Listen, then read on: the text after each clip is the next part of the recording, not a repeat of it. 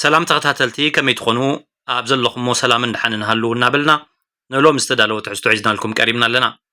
أبنا لهم تحسونا قدام منستر إثيوبيا أبي أحمد علي نتلمت إثيوبيا يعني دم كم زلوز قلت حد تحسوا عزنا لكم قريبنا لنا نمكتلكم من عدمنا لايك سبسكرايب شير بمقبار كومنت بمتحف سعبتنا خطكونون عدمكم إذا تحف زي نابوزحات إيرتراويان نخباتح ناتكم أبركتو خطقبرو إذا تحف زي تراي زي كونه إيرتراويان نقول ده هاجرو ما ملكيتهم زقبرو زلو من قسقاس كدقفو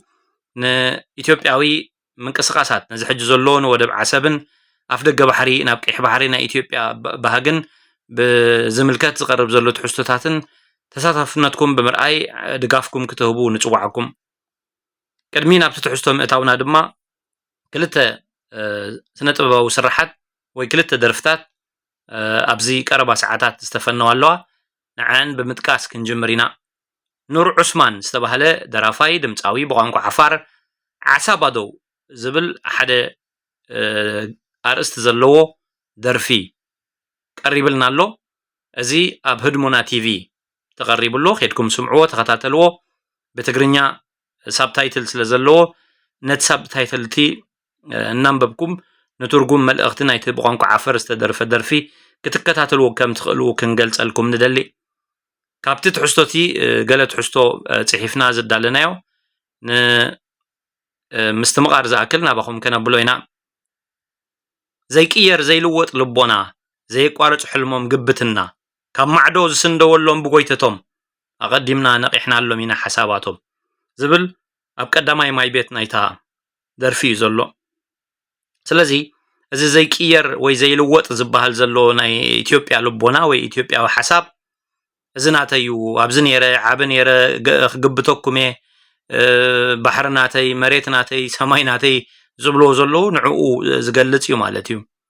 زي كير زي لوط لبونا زي قارص حلمهم قبتنا حلمهم مقباتيو كساب يمن ناتنا سودان ناتنا جبوتي ناتنا إرترا ناتنا قيح بحر ناتنا عسب ناتنا كل ناتناي كساب جبوتي كساب أتلانتيكاو كيانوس غيد مريتن جزءاتني نيرنا نحن إثيوبيان كبلون أبستفلا اللي عقد أميتات سمعنا يمينا زي نابكال إذا تكره حساباتهم قريفنا جن أبتناتنا عسب قيح بحري زبلو زلو كساب زي أبزقربا معلتات ونسوم عزلنا نهاجرنت نايرترا أفلتوا أين هبنينا نابزبل قطو زخيد أم محبراو ميدياتات زاور زلو حبريتا نكتاتلون نعزوبون زلنا إسلا زغولاتنا كم زي أمثل دفرت كرأ خلو زغونا يكون بوليتيكاو حساب زغونا يكون في اللي هالونا زي نو كنبلوه نكألا لنا بإنجليش بمحرنيا بتقرنيا بعربينيا بنخلو زبل قوانقوا نو بمبال قبل ما يلسغن هب زلنا خوينو اسمعنا سلازي زن قريبا زلوا درفتات حنتي بنور عثمان اب هدمونا تي في كالايت دما قدمي خستحن تبل درفي ناي ملأك ابراهام اب بهاغنا تي في تدالينا لوا نعن سمعون ريتات صحافولن ابوزحات سبات نغباص عدما ابركتهم غبرو اب كال ماي بيت نايتوم نايتا قطمي نايزا عصابا دو تبل بنور عثمان استدرف درفي قيح بحري بيتنا إيكوتايو بهلنا من شقط طبانان بهلنان كابابوتاتنا زورسنايو بتصحيتنا بزي كوانو يبلون وانا يوزبل بجيكا وانو بجيكا إيرتراويان بجيكا نحنا ثم حقاوي مسل زلنا بمسواتنا بدمتنا دما هاجرنا مخانو زرقاقتنا لو سبات بحرنا مخانو زرقاقتنا لو زيغاتات واناتاتو نحنا إنا يبلالو ني إثيوبياوያን እዚ ምዃኑ ተሓቂ ብዝርድኦም ቋንቋ ድማ ከነስምዖ ይግባአና ከምታ ቀዲመ ዝበልኮ ዝኾነ ይኹን ፖለቲካዊ ፍልልይ ሃለወና ኣብ ቅድሚ ታ ኤርትራ ትብል ብኻርታ ብልዕላውነታ ብባሕራ ብመሬታ መልእቲ ኤርትራ ናትና ርእይቶ ኣባ ይዝካተት ካባ ከዓቢ ኣይክእልኒ ኣብ ውሽጣ ይዝኣቱ ስለዚ ርእይቶ ዝተፈላለዩ ፖለቲካዊ ርእይቶ ክህልወና ይኽእል እዩ ፖለቲካዊ ርእይቶታትና ኣብ ዘለዎ ሃልዩ نلقاونا هاجرنا جنا بركتو خنجبر كم زلنا دقاقيمنا خنحبر ندلي زهتفتفو أيون نخانيهم زهرفو كيح بحري نحنا سب تاريخنا يتحتت كيح بحري نرستنا محلاو ورشاب بوتاتنا يو ቀይሕ ባሕሪ ዓጽሚ ሰማዕታት ምስክር ዶብና ድልውነትና ንጻውዒት ባሕርና ብሊሎ ዝሕሎ ዶባትና ቀይሕ ባሕሪ ዝብል ትሕዝቶ ዘለዋ ደርፊ ናይ ድምፃዊ ኑር ዑስማን ብቋንቋ ዓፋር ኣብ ህድሞና ቲቪ ተዳልያላ ንከታተላ ሪቶ ንጽሓፍ ሼር ንበሎ ነቲ ብትግርኛ ተተርጊሙ ዘለውን ተተኻኢሉ ብቋንቋ ኣምሓርኛ ብምግባር ነቶም ኣምሓርኛ ዝሰምዑ ብኦሮምኛ ነቶም ኦሮምኛ ዝሰምዑ ብኻልእ ቋንቋ ዝርድኦም እንተለዉ ድማ ብዝርድኦም ቋንቋ ኣብ ገዝኦም ኳሕኩሑ ብዝበጽሕ ድምፅታት ምስልታት ክንነግሮም ጽቡቕ እዩ እዚ ወፊሮምሉ ዘለዉ ወፈራ ናትና ገብረ መልሲ የድልዮ ምዃኑ ኣቐዲምና ክንሕብር እንደሊ እታ እቶም ብቋንቋ ትግርኛ ትሰምዑ ንምሉእ ትሕዝቶ ናይ ድምፃዊ መልአክ አብርሃም ኣብ ባህገና ቲቪ ብምኻድ ንትሕዝቶ ክትከታተሉ ንሳውን ሼር ክትብልዋ ኣገዳሲ ይመስለኒ ዝኸበርኩምን ዝተፈተኹምን ተኸታተልትና ናብቲ ናይ ሎሚ ቀንዲ ትሕዝቶ ምስ ንሰግር ቀዳማይ ሚኒስትር ኢትዮጵያ አብይ አሕመድ ዓሊ ንጥልመት ኢትዮጵያውያን የድምቕ ከም ዘሎ ዝገልጽ ሓደ ትሕዝቶ እዩ ዘለና ከም ዝፍለጥ ብዙሓት ኤርትራውያን ሰብ ውዕለት ሃገረ ኢትዮጵያውያን እዚ ድማ ካብ ጥንቲ ክሳብ ጥቅምቲ ዝተረኣየን ዝተረጋገፀን ብዙሓት ዝምስክርዎን ሓቂ እዩ ብጀካ ኢትዮጵያውያን ዝኽሕድዎ ሓቂ ማለት እዩ ኩሉ ምንጭ ናይዛ ሕጂ ዘላ ኢትዮጵያ ዘመናዊት ኢትዮጵያ ብመሬት ናይዛ ህልውቲ ዘመናዊት ኤርትራ ዝሓለፈን ሳላ ወለዶታት ናይዞም ንሕና ኤርትራ ኢና ኢሎም ንገዛእ ርእሶም ዝገልጹ ኤርትራውያን ዝተረጋገፀን እዩ ክንብል ንኽእል ኢና ኤርትራውያን ኣብ ምብዳህ ናብ ኢትዮጵያ ዝወፈረ ባዕዳዊ መንግስቲ ኣብ ምምስራት ዘበናዊ መንግስቲ ኣብ ኢትዮጵያ ነቲ መስፍናዊ ስርዓት ኣብ ምቕያር ዓብ ተራእዩ ነይርዎም ኣብ ተሳታፍነት ኢትዮጵያ ኣፍሪካዊ ሕብረትን ሕቡራት ሃገራትን ኣብ ዕቤት ስፖርትን ሙዚቃን ናይ ኢትዮጵያ ኣብ ምትእትታው ዘመናዊ ትምህርትን ስራሕን ኣብ ኢትዮጵያ ኣብ ምስፍሕፋሕን ምዕባይን ከተማታት ቁሸታት ኢትዮጵያ ግዙፍ ኣበርክቶ ነይርዎም እዩ እዞም ሰባት እዚኦም ብውልቃዊ ተበግሶ ኾነ ብመግዛእታዊ ጽልዋታት ካብ ኢትዮጵያዊ መግዛእታዊ ጽልዋታት ከምኡውን ካብ እንግሊዛዊ ጣልያናዊ ካልኦት መግዛእታት ካብኦም ብዝወረዶም ድፊት ጽልኢ ተቃውሞ ወይ እውን ክነብሩ ስለ ዘይከኣሉ ሰላም ክረኽቡ ስለ ዘይከኣሉ ናብ ኢትዮጵያ ሰጊሮም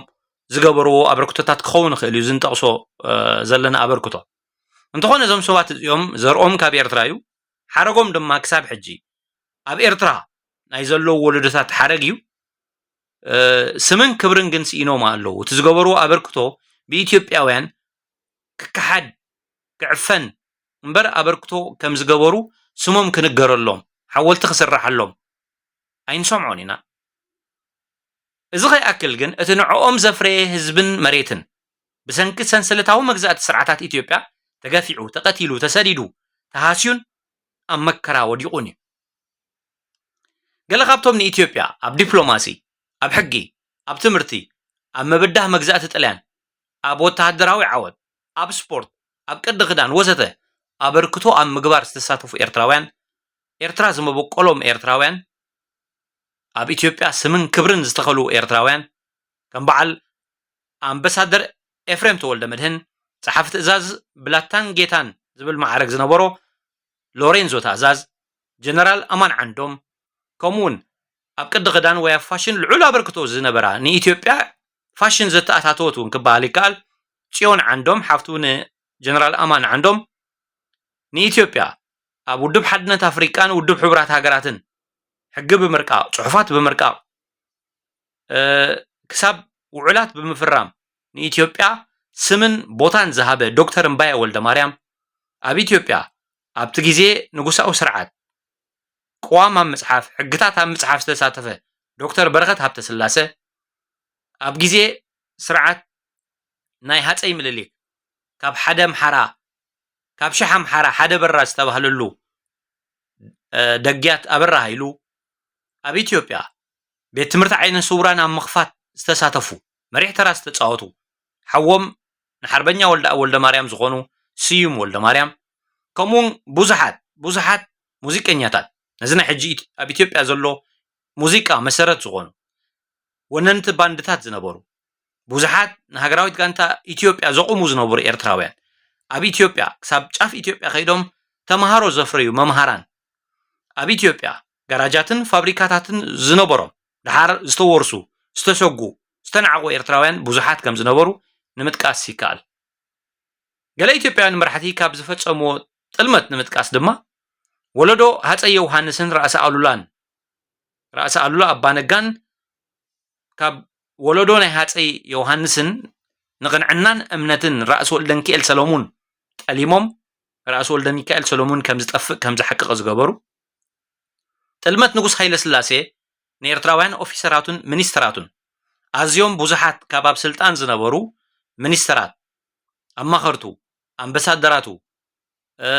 ኣብ ዓበይቲ ጉዳያት ዝውክልዎ ዝነበሩ ንኢትዮጵያ ዝውክሉ ዝነበሩ ምሁራት ኤርትራውያን እዮም ነይሮም ከምኡውን ከም ኣብርሃ ደቦጭን ሞጎስ ኣስገዶምን ዝኣመሰሉ ሓርበኛታት ደለይቲ ሓርነት ናይ ጸለምቲ ንጥልያን ተቃይሞም ዝገበርዎ ጅግንነት ብኢትዮጵያውያን ተታሒዞም ንመንግስቲ ጥልያን ተዋሂቦም ከም ዝቅተሉ እዮም ተገይሮም ሽሞም ክስማዕ ኣይንርእን ኢና ንሕና ኢትዮጵያውያን ናይ ጸለምቲ ኩርዓት ኢና ክብሉ ከለዉ ነዞም ደለይቲ ሓርነት ዝኾኑ ንመግዛእቲ ተቃይሞም ኣንጻር ጀነራል ግራዚያኒ ተቃውሞ ዝገበሩ ኣብርሃ ደቦጭን ሞጎስ ኣስገዶምን ግን ከም ዝቅተሉ እዮም ገይሮሞም ኢትዮጵያውያን ከምኡውን መንግስቱ ሃይለማርያም ንኤርትራውያን ላዕለዎት ወታደራዊ መኮንናቱ ዝነበሮ ኣተሓሕዛ ጭካነ ቅትለት ሓደ መርኣያ ቅትለት ናይ ጀነራል ኣማን ዓንዶም ክንጠቅስ ንኽእል ኢና መሪሕነት ቀዳማይ ሚኒስተር መለስ ዜናዊ ድማ ንኣበርክቶ ህዝባዊ ግንባር ኣብ ምውሓስ ስልጣን ሕወሓት ኣብ ኣዲስ ኣበባ ዳርጋ ነበረ ከምዘይ ተገብረሉ ክሕድ ኣንጻር ህዝባዊ ግንባር ንምጥፋእ ክወፍር ብፍላይ ድማ ብብዙሓት ኢትዮጵያውያን ብተጋሩ ኣንጻር ታሪክ ናይ ህዝባዊ ግንባር ምስትንዓቅ ክግበር ብዙሕ መደባት ክስራሕ ዝገበረ ቀዳማይ ሚኒስተር እዩ ቀዳማይ ሚኒስተር ኣብይ ኣሕመድ ዓሊ ድማ ዝሕጂ ዘሎ ቀዳማይ ሚኒስተር ንኢትዮጵያ ኣብ ዓዘቕቲ ኩናትን ነውፅን እትይዋ ዘሎ ዲፕሎማስያዊ ሽግራት ምስ ጎረባብታ ከም ዝህልዋ ገይርዋ ዘሎ ድሕሪ ዕልዋ መሪሕነት ሕወሓት ኣብ ኣዲስ ኣበባ መንበሩ ንምውሓስ ብመንግስቲ ኤርትራን ዝተገብረሉ ኣበርክቶ ብጉልሕ ጠሊምዎ ክሒድዎ ንሪኦ ኣለና ማለት እዩ እዚ ጥራይ ዘይኮነ ካብዚ ሓሊፉ ንልእላውነት ኤርትራ ናብ ምድፋር ንታሪክ ኤርትራ ናብ ምስትንዓቅ ዘይነበረ ታሪክ ናይ ኢትዮጵያ ኣብ ምድማቅ ልቢ ህዝቢ ኢትዮጵያ ብባሕሪ ኣቢልካ ንምስላቡ ኣብ ገዚፍ ፖለቲካዊ ፕሮፓጋንዳ ንሪኦ ኣለና ወታደራዊ ዓቕሙ ኣብ ምዕባይ ንኤርትራ ንምውራር ድማ ዝከኣሎ ምቅራባት ይገብር ከም ዘሎ ንሪኦ ኣለና እዚ ጥራይ ዘይኮነ ኣብ ኢትዮጵያ ዝተቀብሩ ተቀቢሮም ዘለው ታሪክ ናይ ብዙሓት ምሁራት ሃብታማት ጥበበኛታት ከምኡውን ግለሰባት ኤርትራውያን ኣዝዩ ብዙሕ መግለፂ ክግበረሉ ዝግብኦ ብዙሓት ክሰርሕሉ ዝግብኦ ዕቡጥ ታሪክ ኣሎ ብቦታ ብሃብቲ ብሽም ብወለዶ ናብ ኤርትራ ክምለስ ዝግብኦ ታሪክ ናይ ብዙሓት ኤርትራውያን ኣብ ኩሉ ኩርናዓት ኢትዮጵያ ተሪፉ ከም ዘሎ ክንገልጽ ኣገዳሲ እዩ ናይ ኩላትና ኤርትራውያን ድማ ዕዮ ገዛ ይኸውን ኤርትራ ከም ዘላቶ ብዘላቱ ደረጃ ዝኾነ ፖለቲካዊ ፍልል ይሃለወና እዚ ቀዳማይ ዕዮ ገዛና ጌርና ክንሰርሓሉ ዝግባእ መስለኒ እዚ ሕጂ ብቀዳማይ ሚኒስተር ኢትዮጵያ ኣብይ ኣሕመድ ዓሊ ዝረአ ዘሎ ጥልመት ድማ ነዚ ኣብ ላዕሊ ዝተጠቕሰ ብዙሓት መልክዓት ጥልመታት ናይ መራሕቲ ኢትዮጵያ ሕልፍ ዝበለ መቐፀልታን ድምቀትን ኮይኑ ይምዝገብ ኣሎ ኣብ እዋንና እዚ ዝበሃለሉ ምክንያት ድማ ክንጠቅስ ንኽእል ኢና ኢትዮጵያውያን አንጻር ክብርን ልዕላውነትን ህዝቢ ኤርትራ ወፊሮም ከም ዝርከቡ ዕለታዊ ዘቕርብዎ ዘለዉ ጽሑፋት ስእልታት ድምፅታት ይሕብሩና ኣለዉ እዚ ብፅልእን ንዕቐትን ዝተባዕፀ ፀረ ክብርን ልዕላውነትን ኤርትራ ዝዓለመ ወፍሪ ብመሪሕነት ቀዳማይ ሚኒስተሮም ኣቢሉ ዝካየድ ከም ዘሎ ምዃኑ ድማ ካብ መደረታት ኣብይ ኣሕመድ ዓሊ ምርዳእ ይከኣል እዚ ኣብ 2018 ምስ ኤርትራ ሰላም ክገብሩ ድሉ ምዃኖም ዝገለጸ ንውዕል ኣልጀርስ ብዘይ ቅድመ ኩነት ከተግብሮ እየ ዝበለ ህዝቢ ኤርትራ ሓው ህዝቢ ኢትዮጵያ እዩ ኢሉ ኣብ ቅድሚ ህዝቢ ኤርትራ ዝተዛረበ ብፍቅሪ እምበር ብታንኪ ከም ዘይከውን ኣርኢኹምና ኤርትራውያን ዝበለ ናይ ፅልኡ ዶባት ብድልድላት ፍቅሪ ክትክኦ እየ ዝበለ ቀዳማይ ሚኒስተር ቅድሚኡ ካብ ዝነበሩ መራሕቲ ኢትዮጵያ ከም ዘይሓይሽ እኳ ደኣ ከም ዝገድድ ከሪኤና እዩ ንዕዘቦ ዘለና ማለት እዩ منبر سلطانو مسمقو ابز حجوان ቀይሕ ባሕሪ ወደብ ዓሰብ ትንሳኤ ኢትዮጵያ ብዝሕ ህዝብን ዕቤትን ኢትዮጵያ ሓይልን ቦታን ኢትዮጵያ ቀይሕ ባሕርን ቀርኒ አፍሪቃን ከመልሶ እናበለ ብብዝሒ ናይ ህዝቢ ኢትዮጵያ እናተመክሐ ህዝቢ ኢትዮጵያ ብኤርትራ ወደብ ተኸልኪሉ ክርኢ ከም ዘጉህዮ አፍ ደገ ቀይሕ ባሕሪ ንምውሓስ ክሳብ ወታደራዊ ሓይሊ እውን ንምጥቃም ድሉው ምዃኑ እናገለጸ ዓሰብ እናበለ ንህዝቢ ኢትዮጵያ ንኩናት እናጎስጎሰ ንኤርትራን ህዝባን ዝደፍሩ መደረታት ኣብ ምቕራብ ኣብ ቅድመ ግንባር ተሰሊፉ ብዙሓት ዩቲዩበራት ብዙሓት ናይ ፌስቡክ ናይ ትዊተር ነጠፍቲ ብዙሓት ኣብቲ ቀንዲ መስመር ናይ መራኸቢታት ኢትዮጵያ ምሁራትን ፖለቲከኛታትን ተንተንተን ኢና ባህልቲ እናቕረበ አንጻር ልዕላውነት ኤርትራ ይሰርሕ ከም ዘሎ ንሪኦ ኣለና ኣብ 2018 ኣብ ሚሌኒየም ኣዳራሽ ኣብ አዲስ አበባ ንፕረዚደንት ኢሳያስ አፈወርቂ ንምቕባል ኣብ ዝተዳለወ ናይ ሰላም መድረኽ ኣብ ዘስምዖ መደረ ኣብይ ኣነን እሱን ክንድመርን ከለና ዓሰብ ክንካፈል ኢና ወይ ዓሰብ ኢና ንካፈል ክብል ሰሚዕና ኢና ነቲ ብብዙሓት ኤርትራውያን ከም ንልዕላውነት ኤርትራ ዘኽበረ ሓበራዊ ምጥቃም ወደባት ገይሮም ዝተረድእዎ ሓሳብ ናይ ኣብይ ኣብቲ ሽዑ ግዜ ናብ ናይቶም ከልስጉም ተኸሰጋግሮ ግን ብዙሕ ግዜ ኣይወሰደሉን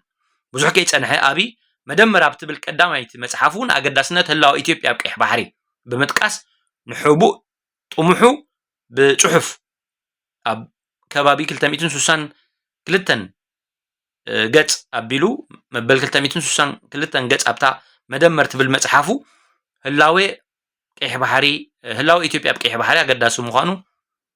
ጠቂሱ ነይሩ ባሕሪ ዘይብላ ኢትዮጵያ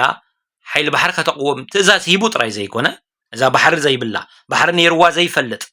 ኣብተን ብወራር ዝሓዘተን ግዜ ጥራይ ባሕሪ ኤርትራ ትጥቀም ዝነበረት ኢትዮጵያ ሓይሊ ባሕሪ ከተقوم ትእዛዝ ሂቡ ጥራይ ዘይኮነ ምስ ሃገረ ፈረንሳ ብምርዳእውን ሰፊሕ ምንቅስቃስ አካይዱ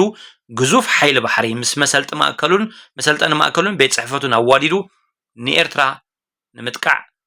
ምቅርራባት ኣብ ምክያድ ምቅርራባት ኣብ ምጽፋፍ ይርከብ ኣሎ ቀዳማይ ሚኒስተር ኣብይ አሕመድ ስለዚ እዚ መሪሕነት እዚ ሓሊፍዎም ኣሎ ነቶም ጸላእቲ ሓሊፍዎም ኣሎ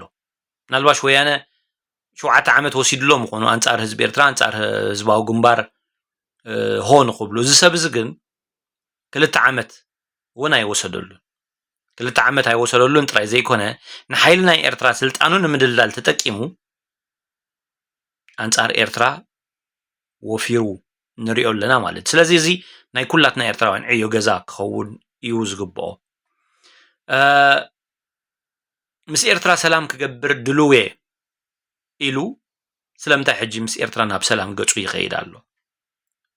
ናብ ኩናት ገጹ ይኸይድ ኣሎ እቲ ምስ ኤርትራ ሰላም ክገብር ኢሉ ኣብ ፓርላማ ዘቕረቦ ድምፂ እንታይ ወሒጥዎ እንታይ ኮይኑ ኤርትራ ክብላ ከሎ ሽዑ እታ ቀይሕ ባሕሪ ዘለዋ ኤርትራ ኣይኮነትን እንድያ ነይራ እታ ምስኣ ሰላም ክገብር እየ ዝበላ ኤርትራ ወደብ ዓሰብ ዝነበራ ኤርትራ ኣይኮነትን እንድያ ነይራ ንውዕላል ጀርስ ብዘይ ቅድሚ ኩነት ክትግብሮ የኽብል ከሎ ውዕላል ጀርስ ንዓሰብ ኣይፈልጣን ድዩ ውዕላል ጀርስ እንታይ ማለት እዩ እቲ ዝተገብረ ስምምዕ ብዘይ ቅድሚ ኩነት ትግበር ማለት ኣይኮነን ድዩ ወደብ ዓሰብ ኣብ ካርታ ብድሕሪ ውዕላል ጀርስ ብዝተረጋገፀ ካርታ ወደብ ዓሰብ ኣብ ኤርትራ ኣይኮነን ድዩ ዘሎ ቀይሕ ባሕሪ ኣካል ኤርትራ ኣይኮነን ድዩ ህዝቢ ኤርትራ ሓዊ ህዝቢ ኢትዮጵያ እንድሕር ኮይኑ ስለምንታይ ናብ ፅልእን ናብ ኩናትን ዝምራሕ ዘሎ እቲ ኣብ ፅልኢ ዘለዎ ወደባት ድልድላት ፍቕሪ ክንሰርሕ ኢና ዝበለ ኣብይ እንታይ ወሓጦ ነቲ ድምፁ እንታይ ወሓጦ ነቲ ሓሳቡ ቀይሕ ባሕሪ ናይ ቀደም ነይሩ ኣሉላ ከምዚ ኢሉ ራእሲ ክስቶ ሃፀይ ክስቶ ኣብ ዓሰብ ከምዚ ጌርና ወፍሪ ጌርና ሪፋይነር ነርና ዓቕምለና ኣጥፊኦም ዝጠፍኡ ድሮናት ኣለና ኢትዮጵያ ዝጨኑ ሰራዊት ኣቂምና ኢና ንሕና ግዙፍ ሓይሊ ኢና ብዙሓት ኢና ዝኽልከለና ሓይሊ የለን ናይ ቀይሕ ባሕሪ ጉዳይ ናይ ህልውና ጉዳዩ መፃናኩም ኣይ ተቕረቡና ኣብ ዝኾነ ይኹን መድረኽ ንጉዳይ ቀይሕ ባሕሪ ክንዛረበሉ ኢና ዝሕዘና የለን ጌጋ እዩ 120 130 ሚልዮን ብዘይ ባሕሪ ብዘይ ኣፍ ደገ ባሕሪ ክተርፍ እዮም ዝብሉና ብዙሓት እዚ ኩሉ እንታይ እዩ ኣምፅኦ ኣበይ ጨኒሑ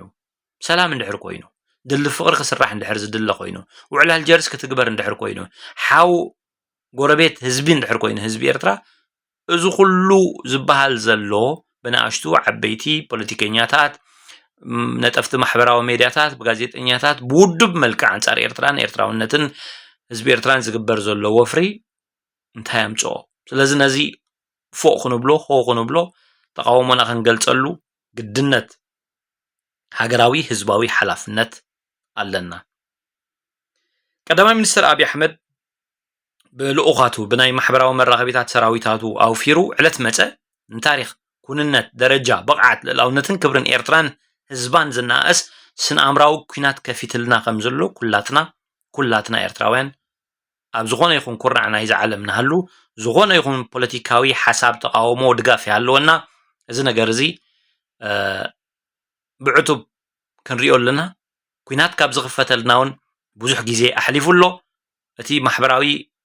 መራኸቢ ተጠቂምካ ዝግበር ስነኣምራዊ ኩናት ድማ ይቕፅል ኣሎ ንሕና ኣብዚ ኩናት እዚ ሰዓርቲ ኮይንና ክንወፅእ ኣብዚ ኩናት እዚ ርእይቶናን ድምፅናን ክንህብ ኣለና ኣብ ወግዓውያን መራኸቢታት ብዙሃን ናይቲ ሃገር እውን ዕለት መፀ እናተገተሩ ዓሰብ ቀይሕ ባሕሪ ዓፋር መተንፈሲ ኢትዮጵያ ዓባይ ሃገር ብንእሽቶ ሃገር ክትዕፅዋ ይትኽእልንያ ናብ ባሕሪ ዘለና ቅርበት ናይ መሰል ዋንነትና የረጋግፅ እዩ ካብ ባሕሪ ዝመፅእ ስግኣት ክንምክቶ እንተደኣ ኮይንና ኣብ ቀይሕ ባሕሪ ቦታ ክህልወና ኣለዎ እናተባህለ ናብ ኩናት ዝድርኽ ፕሮፓጋንዳ ኣብ ምንዛሕ ትርከብ ዘላ ኢትዮጵያ ቀዳማይ ሚኒስትር ኢትዮጵያ ድማ ናይዚ መራሒ ኮይኑ ቀይሕ መብራህቲ ወሊዑልና ዘሎ ነቶም ነዚ ዝደጋግሙ ዘለው ድማ ቀጠልያ መብራህቲ ሂቡ አንጻር ኤርትራ ውፈሩ ብምባል ምሁርን ዘይምሁርን ንእሽቶን ዓብን ኣብ ወፃኢ ዘሎን ኣብ ውሽጢ ዓዲ ዘሎን ተቃዋምን ኢትዮጵያዊ ዜጋን ኣውፊርልና ኣሎ ነዚ ብኸመይ ንምለሶ ነዚ ብኸመይ ብኤርትራዊ ሓይልን ፀዓትን ንምክቶ ነዚ ከመይ ኢልና ንውድብ ነፍሲ ወከፍ ሰብ ኣብ ገዝኡ ኮይኑ መዓልታዊ ናብርኡ እናገበረ ክሓስበሉ ክምክተሉ ዝግባእ ኣዝዩ ከቢድ ዝኾነ ብድሆ እዩ ከም ቀደሙ ክሰዓር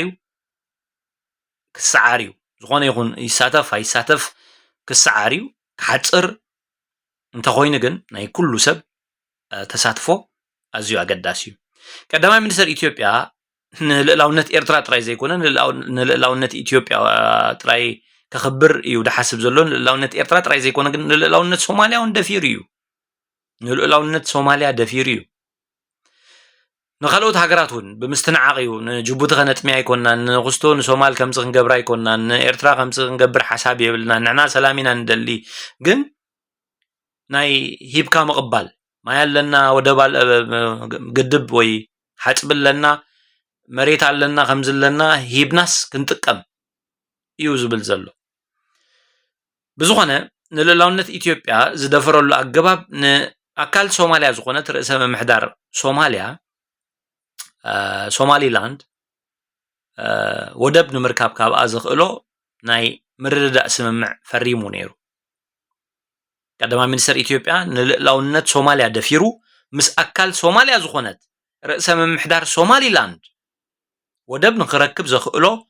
ናይ ምርዳእ ስምምዕ ፈሪሙ ነይሩ እቲ ስምምዕቲ ድሃይ የብሉን ኣቐዲሙ እውን ምስ ዱባይ ብዝገበሮ ኣብ ላሙ ዝበሃል ወደብ ካብ ሶማልያ ውርድ ኢልካ ናብ ኬንያ ገፁ ኣብኡ እውን ናይ 19 ሚልዮን ወይ ቢልዮን ዶላር ፕሮጀክት ዝነበረ ኣበጊሱ ከም ዝነበረ ይፍለጥ እዩ ተቀዳማይ ናይ ላሙ ፕሮጀክት ቂሂሙ ናይ ሶማሊላንድ ፕሮጀክት ድሃይ የብሉን ሕጂ ጎሊሑ ዝድመጽ ዘሎ ናይ ዓሰብ ናይ ቀይሕ ባሕሪ ጉዳይ እዩ ማለት እዩ ስለዚ ቀዳማይ ሚኒስትር አብይ አሕመድ በዚ ምስ ሶማልያ ዝገበሮን በዚ አንጻር ኤርትራ ዝገብሮ ዘሎን ንሕጊ ዘለዎ ተማእዛዝነት ዜሮ ምዃኑ ይዘነጥረልና ዘሎ ንጎረባብቲ ሃገራት ዘለዎ ተኣማንነት ኣጥፊኡ ኣሎ ኤርትራ ይተኣምኖንያ ኢትዮጵያ ይተኣምኖንያ ጅቡቲ ስጋኣት ኣለዋ ሱዳን ኣይተኣምኖንያ ስለዚ እዚ ብኢትዮጵያዊ ትዕቢት ብኢትዮጵያዊ ትምክሕቲ ብኢትዮጵያዊ ናይ ምስፋሕፋሕ ባህሊ ባህጊ በኢትዮጵያዊ ድፍረት ተላዕጢጡ ተመሊኡ ክብሪ ህዝቢ ናይ ጎረባብቲ ሃገራት እናደፈረ ንህዝቡ ናብ ኩናት ኣብ ምድላውን أمرسانن زوعل زلو قداماي منستر دو زبللو أجباب كسرح كخيل الله بدمتي بتشوف بسألي بتنقسقاس مسلي بزي زلو تكنولوجي ناي AI تحجزو سب نلؤلاونت هاجرو دو كبلالون إثيوبياوያን ድማ عدو علو كبلوم كخيل الله ብዙሓት ካብ በላይ መንገሻ ሓደ ደሱ ዝበሃል ሃዲያ ኢትዮጵያዊ ኮርዳዊት ዝበሃል ከምኡ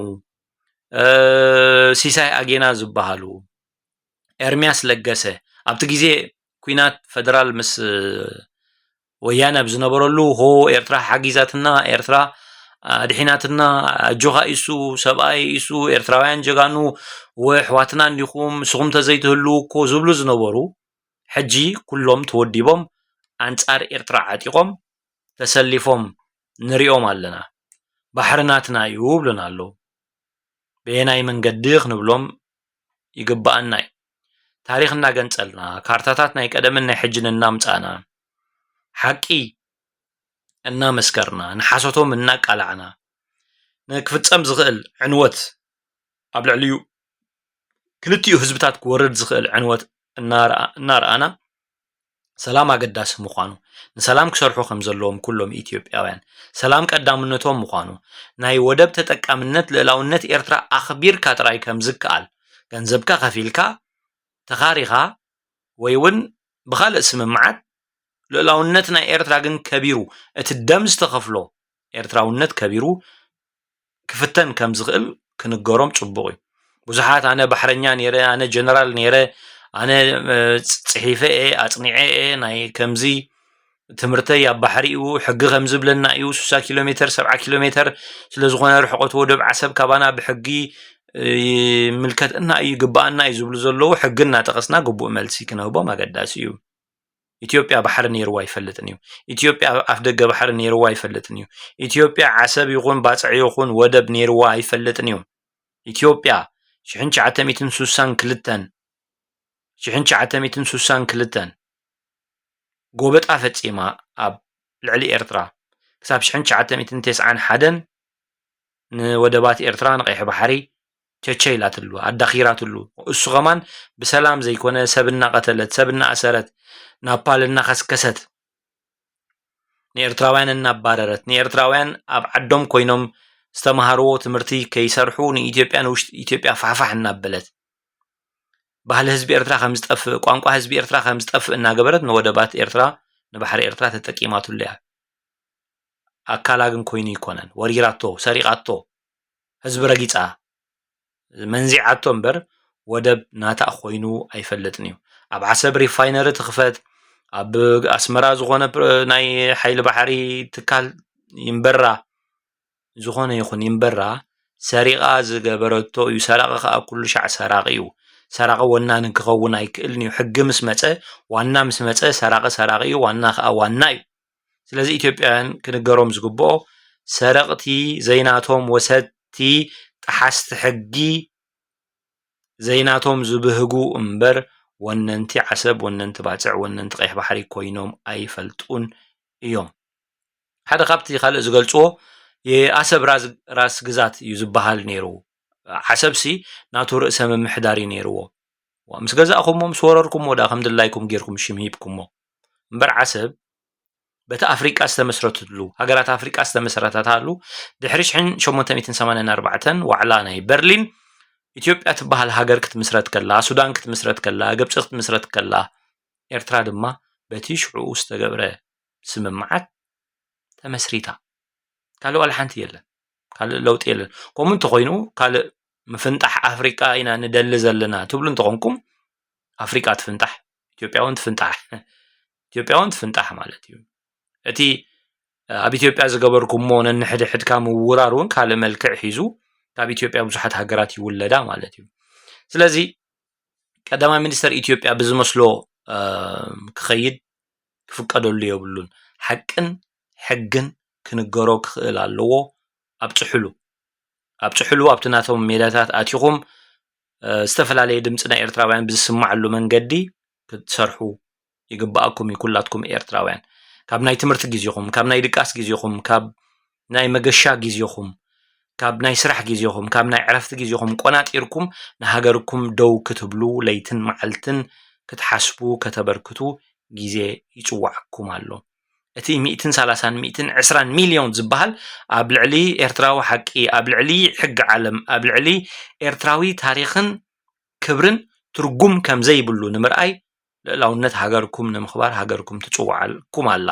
ዝኾነ ይኹን ፖለቲካዊ ፍልይ ይሃልውኩም ኣብ ኤርትራን ዘሎ መንግስቲ ደግፉ ኣይትደግፉ ኣብ ኤርትራ ሃይማኖታዊ ማሕበራዊ ፖለቲካዊ ዝኾነ ይኹን ጠለብ ይሃልውኩም እዚ ኤርትራ ትበሃል ሃገር ባሕራ ወደባ ልዕላውነታ ዶባታ ምስ ኣነፀረት ወይ እውን ጎኑ ጎኑ ኣነ መሰለይ እዚኡ ልዕላውነት ሃገረይ ግን ክኽበር ኣለዎ ኢልኩም ጎኑ ጎኑ ከተካይድዎ ዝግባአኩም ቃልሲ ምዃኑ ክነገረኩም ኣገዳሲ እዩ ኢትዮጵያዊ ጀነራል ወፊሩ ንሕና ዓቕሚ ኣለና ክብል ከሎ ኖ ኣነ ጀነራል ኤርትራ እየ ንብለሉ እዋን ኣኺሉ ኣሎ ኢትዮጵያዊ ምሁር ከምዚ ዝብል ዓንቀጽ ኣንቢበ እየ ከምዚ ዝብል መጽናዕቲ ገይረ እየ ክብል ከሎ ኖ ንሕና ከዓ ደምናን ዓጽምናን ከፊልና ዘጽናዕናዮ ወደብ ዶብ ባሕርን ሰማይን እዩ ዘለና እንብለሉ ጊዜ ኣኺሉ እዩ ስለዚ ኩላትና ኤርትራውያን ኣብ ዘለናዮ ቦታ ንሃሉ ንስለ ኤርትራ ደው ክንብል ታሪኽ ይጽዋዓና ኣሎ ስለዚ ነዚ ጠላሚ ቀዳማይ ሚኒስተርን ተላኣኽቱ ዝኾኑ ጠለምቲ ኢትዮጵያውያንን ክቐርብ ዝግብኦ መልሲ ናይ ቀረባን ርሑቕን ኤርትራውያን ኣሎ እሱ ድማ ካብ ምፍካርን ምህንዳድን ዓዲ ወዓሉ ዝብል ክኸውን ኣሎ ኩላትኩም ኢትዮጵያውያን ካብ ምፍካርን ምህዳድን ዓዲ ወዓሉ ክንብል ክንክእል ኣለና ንሕና ዳለውትና እዚ መደብ እዚ ድማ ነዞም ናይ ጥልመት መራሕትን ናቶም ተጎተቲ ተኸተልትን ዓዲ ወዓሉ ልዕላውነት ናይዚ ሃገር ኣይትድፈሩ ልዕላውነት ናይዚ ህዝቢ ኣይትድፈሩ ዓዲ ወዓሉ ልዕላውነት ናይዚ ሃገር ዝገበረኩም ሃገር መንበር ስልጣን ዘውሓሰልኩም ሃገር ዝገበረኩም ህዝቢ መንበር ስልጣን ዘውሓሰልኩም ህዝቢ ኤርትራ ኣይትተንክፉ ክንብሎም ንደሊ ነዛ ወደብ ዓሰብ ናተዩ ነይሩ እትብል ዘላ ኢትዮጵያ ዓዲ ወዓሊ ንብላ በንጻሩ ካልእ ሕቶታት ከም ዘለና ካልእ ጠለባት ከም ዘለና ካልእ ስቃይ ከም ዘለና ካልእ ንኢትዮጵያን ንሓቶን ንእውዶን ነገራት ከም ዘለና ክንነግራ ንደሊ ካብ 1952 ክሳብ 1977 ንማዓስከር ቃኞ ሕጂ ማዓስከር ዳንደን ዝበሃል ዘሎ ንማዓስከር ደንደን ንኣሜሪካዊ ስለያዊ ስራሓት ን25 ዓመታት ዘካረየት ኢትዮጵያ ናይቲ ሕጂ ሱንኩላና ሕጂ ጀጋኑና ዝቕመጥሉ ዘለዎ ቦታ ክራይ ዝበልዓቶ ክራይ ክትከፍል ኣለዋ ዝብል ሕቶ ኣለና እታ ካብ ዝወረረታ ወደብ ዓሰብ ወደባዊት ከተማ ዓሰብ መጻረይ ነዳዲ በመስራሕ ቢልዮናት ዶላራት ዝተጠቀመት ኢትዮጵያ መሬትና ወሪራ በመልምዓ ኣው ኣልሚዓ ብምኽሳሳ ናይ ተጠቃምነት ገንዘብ ክትከፍል ኣለዋ ኢልና ኢና ክንሓንት ዝግባአና እታ ንወደባት ዓሰብ ንወደባት ባጽዕ ንማዕርፎ ነፈርቲ ኣስመራ ተጠቂማ ዝነገደት ኢትዮጵያ ናይቲ ንመሬት ኤርትራ ዝተጠቀመትሉ ጊዜ ካብኡ ዝረኸበቶ ትርፊ ክትከፍል ኣለዋ ኢልና ኢና ንኸስስ እታ ንጉልበትን ፍልጠትን ኤርትራውያን ምሁራት ዝመዝመዘት ምኻ ኣፍልጦ ዝኸልኣቶም ከምዞም ኣብ ላዕሊ ዝጠቐስናዮም ንዶክተር በረኸት ሃብተ ስላሴ ንኣምባሳደር ኤፍሬም ተወልደ መድህን ንሎሬንዞ ተኣዛዝ ዶክተር እምባየ ወልደ ማርያም ንስዩም ወልደ ማርያም ጉልበትን ፍልጠትን ናይዞም ሰባት እዚኦም ተጠቂማ መዝሚዛ ኣፍልጦን ክብርን ዝኸልኣቶም ክብርን ኣፍልጦን ክወሃቡ ዞም ዜጋታት እዚኦም ኢና ንሓትት እዛ ንንጹሃት ኤርትራውያን ዝኣሰረትን ዝረሸነትን ኢትዮጵያ ናይቶም ዝኣሰረቶም ካሕሳ ናይቶም ዝረሸነቶም ካሕሳ ኢና ንሓትት እታ ብናፓላት ብደብዳባት ነፈርቲ ብደብዳባት ከቢድ ብረት ህፃናት ቆልዑ ዓበይቲ ንኣሽቱ ዘህለቐት ኢትዮጵያ ናይዚ ካሕሳ ክትከፍል ኢና ንጽበያ እዛ ንናጽነት ኤርትራ ዘናሽወት ምስሊ ኤርትራ ኣብ ዓለማዊ መድረኻት ዝደወነት ኢትዮጵያ ንእውዳ እምበር ትእውደና ነገር ከምዘየለ ክንሕብራ ከነፍልጣ ኢና ንደሊ። ስለዚ ካብ ምፍካር ዓዲ ወዓሉ ኢና ንብሎም ነዞም ኢትዮጵያውያን። ካብ ምፍካር ግልል በሉ ፈኪርካ ዝመጽእ ነገር የለን ኢና ንብሎም ንኢትዮጵያውያን። ኢትዮጵያ ንናጽነት ኤርትራ ኣፍልጦ ኣይክትህባን እያ ክብሉ ብዙሓት ኢትዮጵያውያን ንሰምዖም ኣለና። ሓደ ሰብ ከም ዝፀሓፉ ኣንበሳ ናይ ኣድጊ ኣፍልጦ ወይ ምስክርነት ኣየድልዮን እዩ ክንብሎም ንደሊ። ኢትዮጵያ ንናጽነት ኤርትራ ኣፍልጦ ትህበሉ ምኽንያት የለን። ኣፍንጫ ተሴራ ካብቲ ዝወረረቶ መሬት ወፅያ ካብቲ ዝወረረቶ ባሕሪ ተኣልያ ካብቲ ዝወረረቶ ሰማይ ተገሊፋ። ስለዚ እዛ ብኣናብስ ዝተዳዕመሰት ኣድጊ ኣፍልጦ ወይ ምስክርነት ንኤርትራ ትህበሉ ምኽንያት ከምዘየለ ንገርዎም ነቶም ኢትዮጵያውያን። ኢትዮጵያ ንናይ ኤርትራ ሃገርነት የልዕል ኣለኹ ኤርትራ ከም ሃገር ኣይፈልጣን ትብል እንተኮይና ኤርትራ ድማ ካብ ኢትዮጵያ ተነፂለ ሃገር ክኸውን እየ ንዝብል ክልል ኣብ ዝኾነ ይኹን ክፋል ናይ ኢትዮጵያ ኣፍልጦ ክትህብ ድልውቲ ክትከውን ከም ትኽእል ክንገራ ኣለዎ። ጀነራላት ኢትዮጵያ ኩሎም ክንገሮም ኣለዎ። ተዓገሱ ክበሃሉ ክኽእሉ ኣለዎም። ስለዚ እዚ ዘሎ ማዕበል ክንሕወሶ ክንጽበሎ ክንክእል ኣለና። መንግስቲ ኣብ ኤርትራ ዘሎ መንግስቲ ወይ ስርዓት ወይ ጉጅለ ዝኾነ ሽም ክንህቦ ንኽእል ኢና። እንታይ ገይሩ እንታይ ገበረን ብዘየገድስ ንሕና ከም ኤርትራውያን ግን እጃምና ክንጫወት ኣለና። ንኢትዮጵያ ክንምልሰላ ክንክእል ኣለና። ሓደ ካልእ ኣብዚ ክንምልኦ ንደሊ እቲ ኣብ ኤርትራ ዘሎ ስርዓት እውን ናቱ ግብረ መልሲ ይህብ ከም ዘሎ ክንፈልጥ ጽቡቕ እዩ። ኢትዮጵያ ግዳይ ሸላዊ ፖለቲካ ብዝብል ተኸታታሊ ጽሑፋት ክቐርብ ቀኒ እቲ ሓደ ገጽ ውድቀት ኣብ ኢትዮጵያ ዘሎ እቲ ኩናት ሕድሕድ ኣብ ነፍሲ ወከፍ ኩርናዕ ናይቲ ሃገር ተኸሲቱ ዘሎ ኩናት ሓድሕድ እዩ። መጀመርያ ኦሮሚያ ኣብ ወለጋ ኦነግ ሸኔ ናይ ኦነግ ዕጡቃት ሓይልታት ተባሂሉ ንዓቢ ተኻይዱ ቅድሚኡ እውን ነይሩ እዩ። ኣብ ኦጋዴን ኣብ ቤንሻንጉል ኣብ ክልል ሶማል መዓት ሓዊ እዩ ነይሩ እዚ ዘሎ መሪሕነት ቅድሚ ምምፅኡ ማለት እዩ። ድሕሪሩ እዚ መሪሕነት እዚ ምስ ምምፅኡ ኣብ ኦሮሚያ መጀመርያ ኩናት ተላዒሉ ድሓር ኣብ ትግራይ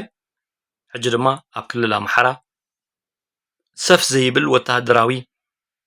ክሳራ ኣብ ልዕሊ ሰራዊት ፌደራል ዝረኣየሉ ዘሎ ኩናት ይካየድ ኣሎ። ከም ዝበሃል እውን እዚ ተላዒሉ ዘሎ ናይ ዓሰብ ጉዳይ ኣብዚ ዝሓለፈ 2 ዓመታት ኣቢሉ ዝኸውን ቀስ እናበለ ፈኸም እናበለ ወፂኡ ሕጂ ድሙቕ ኮይኑ ዘሎ በዚ ኣብ ሰሜን ኢትዮጵያ ኣብ ክልል ኣምሓራ ዝተፈጥረ ኩነታት ዝሰንበደ ሰልፊ ብልጽግና ነዚ ኩነታት እዚ ኣንፈቱ ንምቕያር ኢሉ ዝገበሮ እዩ ክበሃል ይኽእል እዩ። ስለዚ ኣብ ኤርትራ እንታይ ዓይነት ምንቅስቃስ ይግበር? ወተሃደራዊ ምንቅስቃስ ኣሎ ድዩ? ዲፕሎማስያዊ ምንቅስቃስ ኣሎ ድዩ? ጫውዒት ኣሎ ድዩ? ክተት ኣሎ ድዩ? ብዘይገድስ ኩሉ ኤርትራዊ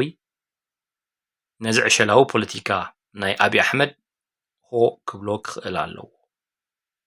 ሰናይ ጉርብትና ዞባዊ ምትሕብባር ክህሉ ጽቡቕ እዩ። እንተኾነ ግን ብሓገዝ ናይ ሕቡራት ኢማራት ዓረብ ወይ ብጠለብ ናይ ሕቡራት ኢማራት ዓረብ ድዩ ብጠለብ ናይ ኣሜሪካ ብጠለብ ናይ ዝኾነ ይኹን ሓይልታት ወደብ ክትሕዝ ወይ እውን ፖለቲካዊ ኩነታትካ ክትቆጻጸር ስለ ዘይከኣልካ ጸላኣ ክትደልየሉ ንፖለቲካዊ ኩነታትካ ወይ እውን ዝኾነ ይኹን ጥሙሕ ይሓልኻ ዝኾነ ይኹን ምኽንያት ይሃልኻ ሃገር እንዳማትካ ክትወርር ዝግበር ዘሎ ተበግሶ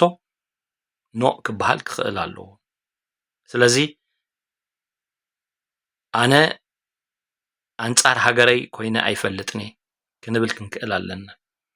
ፖለቲካዊ ሕቶ ኣለኒ፣ ናይ መሰል ሕቶ ኣለኒ፣ ናይ ምዕባል ሕቶ ኣለኒ ሓሳበይ ክስማዕ ኣለዎ ክንብል ንኽእል ኢና ኣንጻር ሃገርና ከምዘይ ምዃንና ግን ከነነጽር ክንክእል ኣሎና